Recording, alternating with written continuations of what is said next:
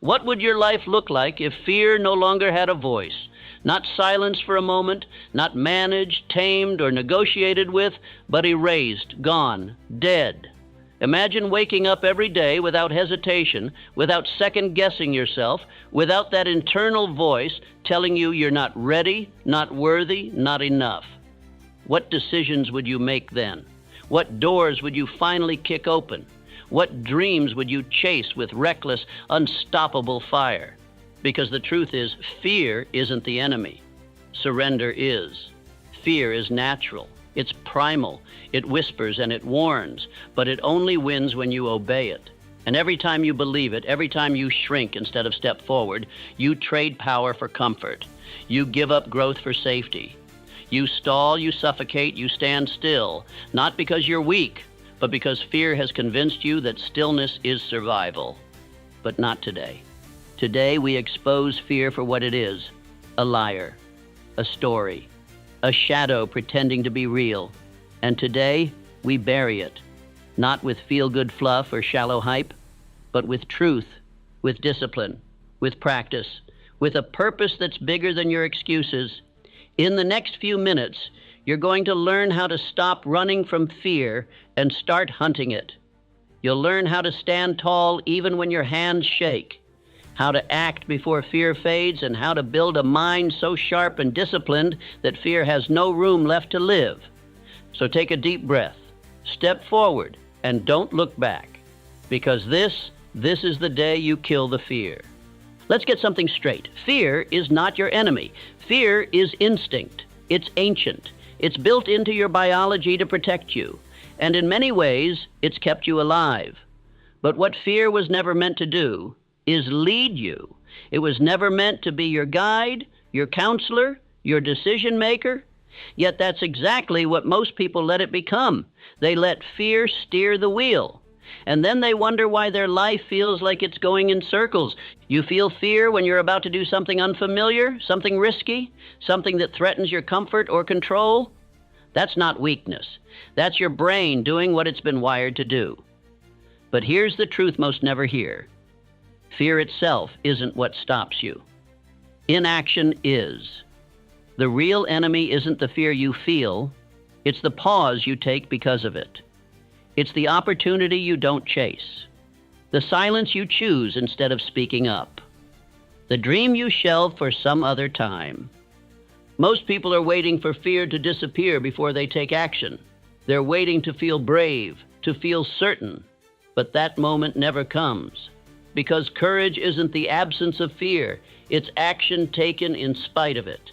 And if you're waiting to feel ready, you'll be waiting your whole life. The ones who move mountains, change industries, make history, they feel fear too, but they walk forward anyway. That's the shift. That's the edge. You don't need to be fearless. You just need to stop obeying fear like it's a command. You need to stop giving it authority it never earned. Fear can sit in the passenger seat, sure, but it doesn't touch the wheel, not anymore. And here's where it gets powerful. The more you move through fear, the smaller it becomes. Every time you act when you're afraid, you teach your brain that fear doesn't mean stop. It means this matters. It means step up. It means you're getting close to something important. Repetition rewires reality. And the more you face fear head on, the less control it has over you. You become something fear can't live inside, because you've trained your mind to act before fear can settle in. So the next time fear rises in your chest, remember this: you don't need less fear. You need more movement. Don't analyze. Don't overthink. Don't negotiate. Just move, because fear hates momentum. And the moment you act, the fear begins to die. Fear is a master storyteller. It crafts lies so believable, so emotionally convincing that they feel like truth. But here's the brutal fact. Fear is a liar. And the most dangerous lies it tells are about you. It whispers that you're not ready, that you're not smart enough, talented enough, worthy enough, that if you try, you'll fail, that if you speak, they'll laugh, that if you chase that dream, you'll crash and burn. And because fear wears the voice of your own mind, you believe it. You accept it as reality, never realizing that it's just a story you've repeated so many times it became familiar. Not true, just familiar. Fear thrives in imagination. It takes a moment of uncertainty and builds a movie around it. You don't just worry about a difficult conversation, you see it go horribly wrong. You don't just hesitate to try something new, you see yourself failing publicly and permanently. You don't just fear rejection, you imagine humiliation, abandonment, and proof that you never had what it takes in the first place. And that's how fear wins, not with truth, but with repetition. The more you rehearse the worst-case scenario in your mind, the more your nervous system believes it's real. And when your brain believes the threat is real, it floods your body with signals to retreat. Heart racing, breath shallow, muscles tense. Suddenly, you're not living in the present. You're imprisoned in a future that hasn't even happened. And in that state, even the smallest step forward feels impossible. But here's the breakthrough. If fear is built by repetition, so is confidence. If fear is a story, you can tell a better one. One where you speak and you're heard, one where you leap and you land, one where you fail and rise anyway. Because the truth is, the mind can't tell the difference between imagination and memory. If you can visualize defeat, you can visualize victory. If you can rehearse disaster, you can also rehearse domination. This is the battlefield. Not out there, but in here. And the moment you stop accepting fear's script and start rewriting it, you take back control. You don't have to feel brave to act brave. You don't have to feel certain to move forward. You just have to stop giving fear the mic, because the voice in your head is powerful, but it doesn't always tell the truth. And the biggest lie it tells is that fear is your limit. It's not. It's your signal. It's the flag that says you're standing at the edge of your growth. And what happens next? That's up to you. Fear grows in the dark, in silence, in avoidance. The more you run from it, the bigger it gets. The more you try to outthink it, the louder it becomes. Because fear doesn't shrink with time. It shrinks with exposure. And this is where most people get it wrong. They wait for courage to arrive before they take the leap. They wait for the fear to fade before they take the first step. But courage doesn't come before action. It comes because of action. Imagine standing at the edge of a freezing pool. You can dip your toe in, walk away, come back tomorrow, overthink it again, and still feel cold just looking at it. Or you can jump in, shock your system, let your body adapt, and in a few seconds you're no longer afraid. Why? Because you've experienced what your mind exaggerated. That's exposure. It's not about being fearless. It's about being willing to feel the fear and still step forward, willing to look uncertainty in the eye and say, you're not the end, you're the beginning. This is how you kill fear. Not with avoidance, but with exposure. You lean into what terrifies you. You practice the uncomfortable. You make it familiar. And the more familiar it becomes, the less power it holds over you. Speak even when your voice trembles. Show up even when your hands shake. Launch the idea even if it's imperfect. Ask the question even if you fear the answer. That's the work. That's the training ground. Because repetition rewires reality. The first time is terrifying. The second time is uncomfortable. The 10th time is routine. And the 100th time, it's freedom. The people you admire, the speakers, the leaders, the creators, the fighters, they didn't start brave. They started scared. The only difference is they refused to stay that way. They built tolerance to discomfort. They didn't run from the storm. They stepped into it again and again until the thunder couldn't shake them anymore. The truth is, the fear never fully leaves. But you stop flinching when it speaks.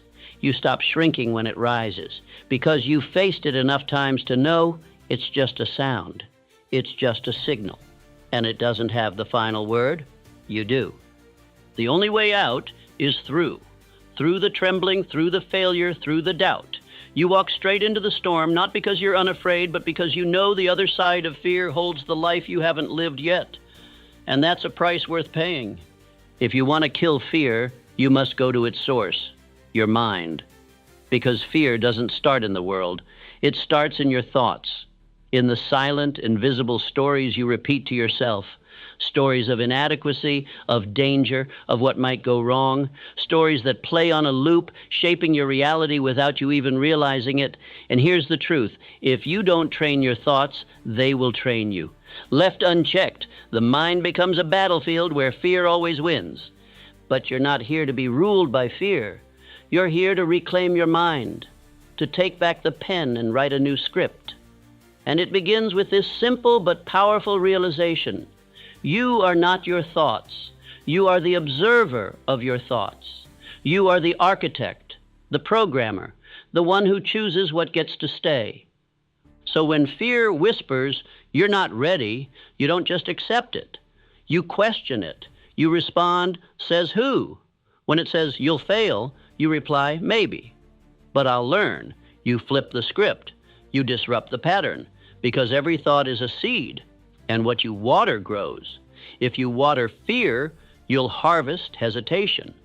But if you water courage, if you flood your mind with powerful, intentional, disciplined thoughts, then boldness becomes your default. This isn't about blind positivity. It's about intentional mental conditioning. The same way athletes train their bodies, warriors train their reflexes, and musicians train their fingers, you must train your mind with affirmations that declare your worth, with visualization that locks your eyes on the outcome, with repetition that makes greatness feel familiar. Tell yourself what you want to believe until it becomes who you are. Speak it, feel it, act on it every day. I am calm under pressure. I face fear and move anyway. I don't shrink, I expand. These aren't just words, they're commands, and your subconscious is always listening. And don't just think these thoughts, live them. Let your actions reflect your new identity. Your mind learns by watching you. So when you do something bold, when you move despite the nerves, when you speak up despite the shaking hands, your brain registers, we do hard things now. That's how identity changes. That's how fear loses control. You're not weak for having fear, but you stay weak if you let it lead. Discipline your inner world, and the outer world will bend to meet it. Guard your thoughts like a vault. Interrupt the lies. Install the truth. And remember that you always have a choice. Fear may visit, but it doesn't get to stay unless you open the door. Train your mind, or be trained by fear. The choice is always yours. What if fear wasn't a stop sign, but a signal? What if the very thing you're avoiding is the thing you're meant to do? You see, most people think fear means don't. Don't go there. Don't try that. Don't speak up. Don't risk it. But in reality, fear is often a compass. It points toward the edge of your comfort zone, and that's exactly where growth begins. That fire you feel in your chest, that trembling in your hands, that's not weakness. That's life, reminding you that you're standing on the edge of something important. That's your spirit recognizing a moment of truth, because the things that scare you the most are usually the things that will grow you the most. Public speaking, launching the business, ending the toxic relationship, stepping into your purpose. These aren't dangers, they're doorways, and the key to unlocking them is action, not perfection, not certainty, just movement. One step forward, straight into the thing that terrifies you. Courage is not the absence of fear, it is the decision to move in its presence. So when fear shows up, don't shrink. Lean in. Lean toward the fire. Let it sharpen you. Let it burn away your excuses. Let it become fuel. That resistance you feel, it means you're getting close to something real, close to your calling, close to your next level. And let me tell you something most people won't. The fear never fully disappears. Not for the brave, not for the successful, not for the legends. The fear is still there. But they've made peace with it. They've learned to walk with it, to keep going, even while shaking. That's what makes them fearless. Not that they feel nothing, but that they refuse to be owned by it. So the next time fear shows up, say, thank you, I see you, but I'm not stopping. And then take that step, make the call, hit publish, say yes, say no, say the thing that scares you. The moment you lean toward the fire, then the fear begins to fade, and what's left is freedom. Here's the truth nobody wants to hear. You will not become fearless by waiting to feel brave. You don't kill fear with feelings. You kill fear with discipline. Motivation comes and goes. It's a spark, quick, loud, exciting, but short-lived. Discipline, on the other hand, is the steady flame. It's the engine behind every fearless life. Because when you train yourself to act, not when you feel like it, but when it needs to be done, you become dangerous. You become untouchable. Courage isn't a lightning bolt. It's a decision. A daily decision to show up, to do the hard things, to lean into the discomfort again and again, even when your mind screams for safety, especially then. This is what the greats understand. They don't wait for confidence. They act, and confidence catches up. They don't wait for the fear to vanish. They do the thing anyway, and fear learns it has no place there. Discipline silences fear because it removes the negotiation. There's no debate, no should I or shouldn't I. It's already been decided. The alarm rings, you rise, the task is hard, you do it anyway.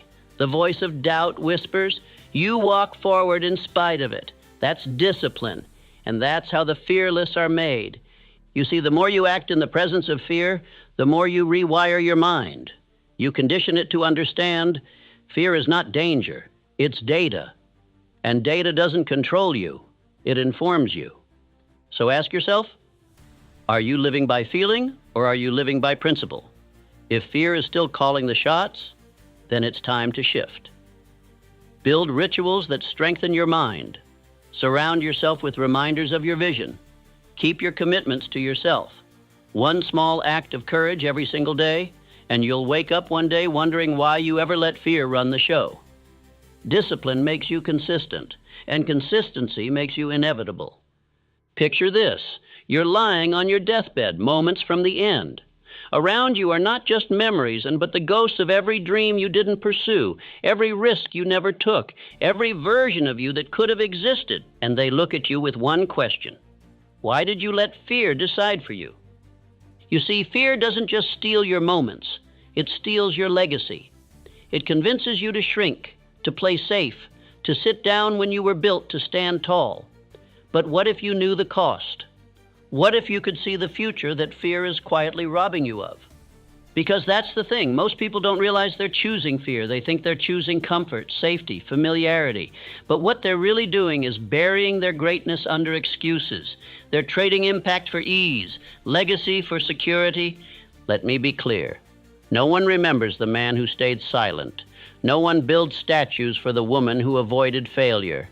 The world is moved by those who were scared and moved anyway, by those who stood up, spoke out, and stepped forward in spite of the trembling in their voice or the knot in their stomach.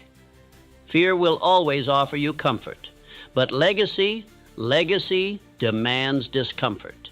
It demands pain, sacrifice, risk. It demands that you decide what matters more, the opinions of others or the opinion you'll have of yourself when your time is up. So ask yourself right now, what will your life say when you're gone? Will it whisper of missed chances and silent regrets? Or will it roar with the sound of someone who chose purpose over paralysis, action over avoidance, courage over comfort? You don't need to know every step. You just need to refuse to let fear have the final word, because your legacy is being written, either way, and only one version ends with you free. If fear is a liar, then your routine is the truth teller, because it's not just mindset that slays fear, it's movement. It's not about one big heroic act. It's about the habits that turn courage into your natural state. The fearless aren't born brave. They're forged by discipline. And every day they perform small rituals that suffocate fear before it has a chance to speak. Start here.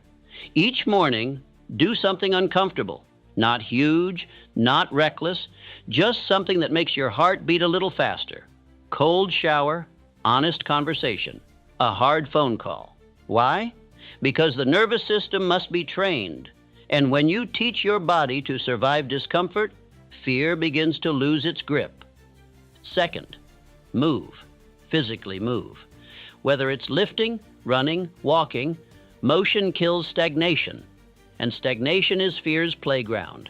When you move your body, your brain follows. Confidence builds, clarity returns, energy rises, and fear has no room in a body that's in motion. Third, speak power into your mind. Affirmation isn't corny, it's war.